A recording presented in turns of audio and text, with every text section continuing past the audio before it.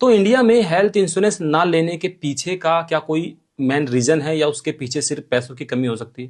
देखिए, पैसों की कमी नहीं, मेरे को लगता है इंटेंट की कमी है। अच्छा। लोग ऐसा समझते हैं अपुनिज भगवान है, मतलब हमारे को कभी कुछ होने नहीं वाला।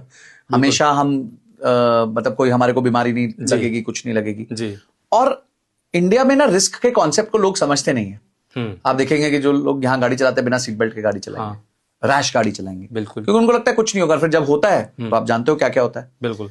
तो वैसे ही जैसे लोगों को सीट बेल्ट पहननी चाहिए गाड़ी चलाते वक्त, उस टाइम जब आप इन्वेस्टमेंट जर्नी चालू करते हैं, इन्वेस्टमेंट जर्नी चालू करने से पहले आपको हेल्थ की सीट बेल्ट लगानी चाहिए, जो है हेल्थ इंश्योरेंस। तो हेल्थ इंश्योरेंस कंपलसरी होनी चाहिए आपके पास, मतलब उसपे कोई इफ एंड बट नहीं है, होनी ही चाहिए।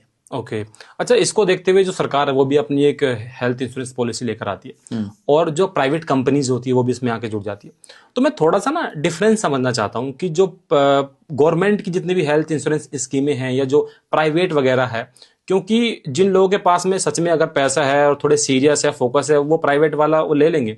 लेकिन गवर्नमेंट वाला जो हेल्थ इंश्योरेंस जो स्कीम है वो ज्यादा जरूरी है, या उसके साथ साथ में जो है हम प्राइवेट भी ले सकते हैं? दोनों के बीच में एक छोटा सा अगर मैं आपसे डिफरेंस पूछूं तो क्या होगा? देखिए, जो गवर्नमेंट की इंश्योरेंस पॉलिसी है आयुष्मान भारत जी, उसके एक तो उसका लिमिटेशन है, 5 लाख से ऊपर का है नहीं जी। अगर आप कोई भी अच्छे प्राइवेट हॉस्पिटल में किसी को हार्ट सर्जरी करानी पड़े तो वो बिल 8-9 लाख रुपए से ऊपर होगा। बिल्कुल होगा। तो वो पार्शियली कवर हो पाएगा, सबसे पहली बात है। बिल्कुल।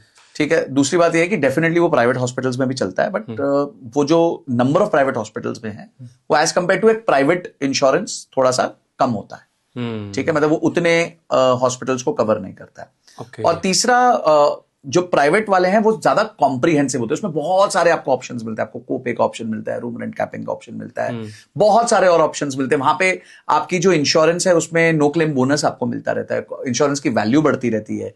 तो बहुत सारी चीजें होती हैं जो एक प्राइवेट पॉलिसी कंपनी आपको दे सकती है एज कंपेयर टू गवर्नमेंट। जो अपने वैल्यू वाली अभी ये बात है कि इंश्योरेंस की आपकी वैल्यू जो है वो, ये वैल्यू को थोड़ा वो समझिए, क्या होती है, कैसे बढ़ती है?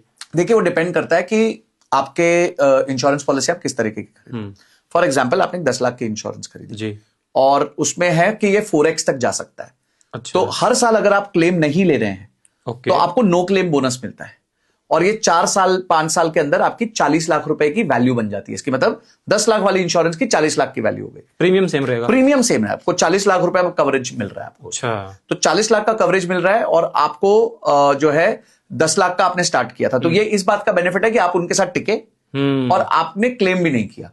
तो एक तरीके से जो मेडिकल इन्फ्लेशन हो रही है, अब आप समझिए कि पिछले 5 साल में मेडिकल खर्चे डबल हो गए हैं, 14% साल से बढ़े हैं।